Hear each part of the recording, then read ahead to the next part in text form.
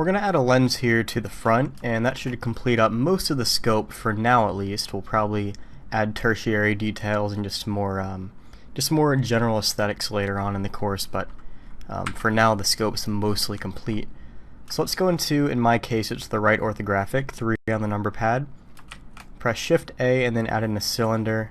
I'm going to add in 64 vertices for my cylinder just to make it smoother, and rotate this guy 90 degrees over the Y. And now we just got to scale this guy into place. So move it down and then into position. Now I don't want it to be too small, but I don't want it to be too big either, so we just kind of meet somewhere in the middle really.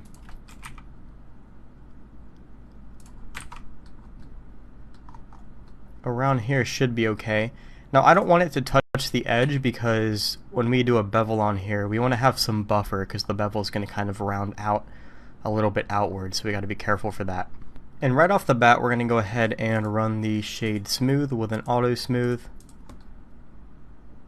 And we can also shift click on the main part of the weapon, Control plus on the number pad to add in a union to fuse them together. And let's move the boolean above the bevel, of course, to make sure that it's nice and shaded.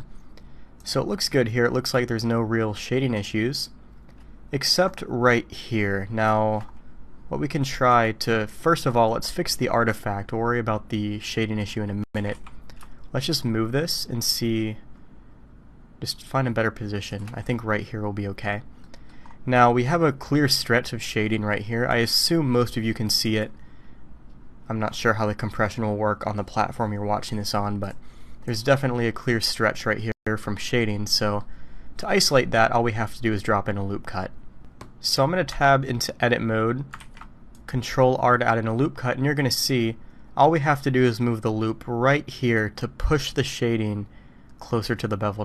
Now don't go too close or you're going to get artifacting, but just outside of the bevel, and now you're going to see we really pushed in that bad shading so we can't see it anymore. So that's a lot better. Okay, so I'm happy with how that looks. We have a nice bevel around there now. What I am going to do is tab into edit mode for this cutter here. Let's select the front face. Control B to give it a nice chamfer. I think that looks decent. And then maybe detail the inside of this scope a little bit more before I add in one final design above it. So we're going to go and maybe what we could do is, let me think, I'm just trying to get creative here. Let's inset. Let's maybe extrude out a bit. Inset again. Let's extrude inwards. And then I'm going to inset one more time. And I think I actually went way too far back. I just want to go very slightly back, right about there. Now I'm going to inset one more time. And I'm actually going to delete out this face here. You'll see why in a second.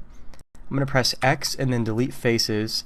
And now what I want to do is go into edge mode and hold Alt on this loop here, and I want to fill this in not with an n-gon but with a grid fill instead. And you can do that by pressing F3 and searching for grid fill. We'll see it down here. We're going to run that, and now we have a big grid in here. The reason I'm doing that is because I want kind of a lens cover for the front of this. Not that it's an actual lens, but I just think it'll look cool, like a sci-fi type of design, because right now it's completely flat.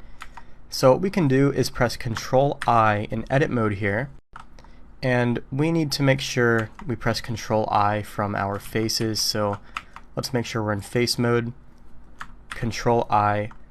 We're going to go ahead and hide these with the H key, so now we only have access to this geo here. Now if we go into the side view, we can select the middlemost vertex, which is this one. And I'm just going to turn on proportional editing with the O key, or you can click up here, change the fall off to a sphere, and then I'm just going to kind of do one of these, but this is interesting.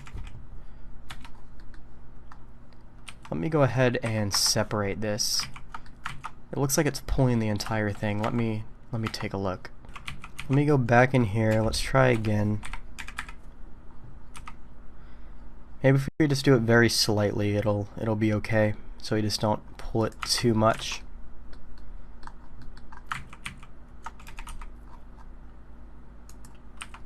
and pull it back. See, it's pinching too much on the front, which I don't want. We'll fix up these artifacts in a minute. I know they're there. We just need to get a decent design here first. So I just want a little bit of a bulge going on. Okay, now we can pull it back. This might be good. There we go. That's much better.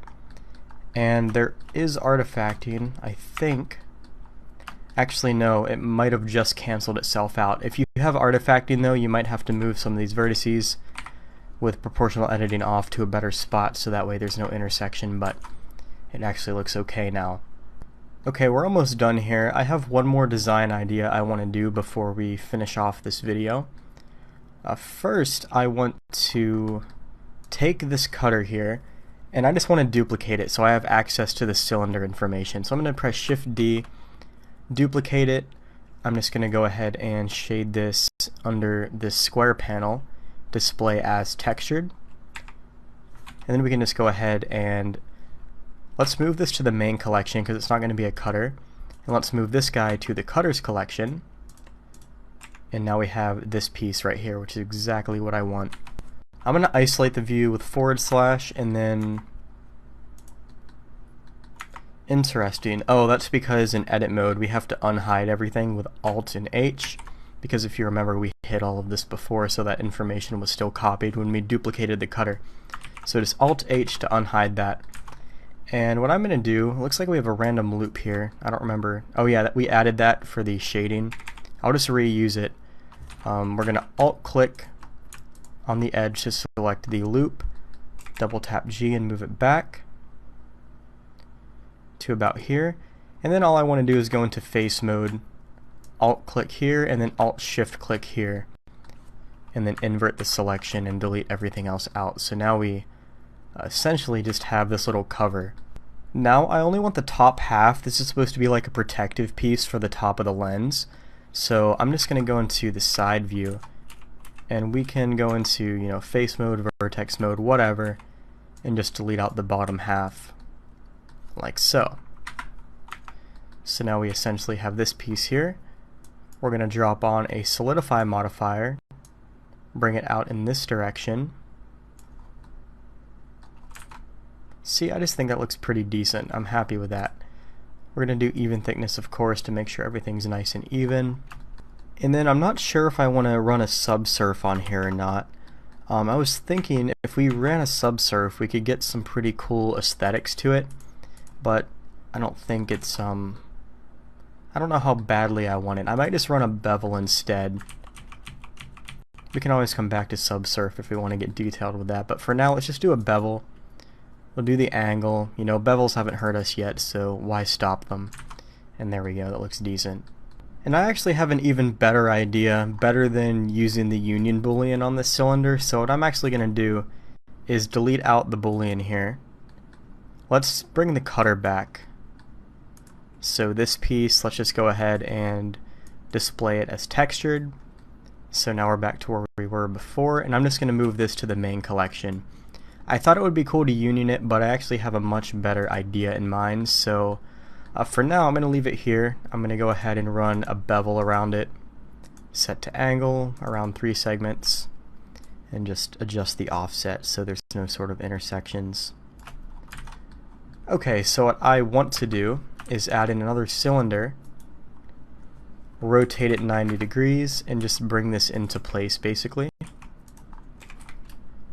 And I just want to get this centered as much as I can right around this lens piece. Let's move it out. Let's shade it smooth, and then let's run a difference boolean here. And we're going to have to move the boolean above the bevel. And then for this piece, it didn't catch because it's a separate piece, so let's run a difference boolean on that piece as well. So move this above that. And I'm not sure if it's a normals issue. No, it's not. It's just really close. But we can pull one of these.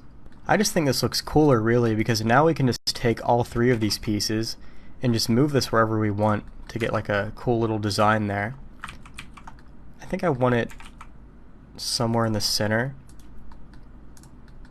and then just scale this in. So now we have this cool looking design. It just popped into my head to do that, and now we don't have to worry about having any sort of bevel in the back connected to the mesh because we can't see it. So I'll just move this to the cutters collection, and you can make any further adjustments you want, but I'm happy with how this looks. So if you have any other adjustments you think you want to make, I would encourage you to do that now. But in this case, I'm happy with how the scope's looking so far, so I'm going to go ahead and end the video here, and we might come back and visit the scope a little bit later on in the course.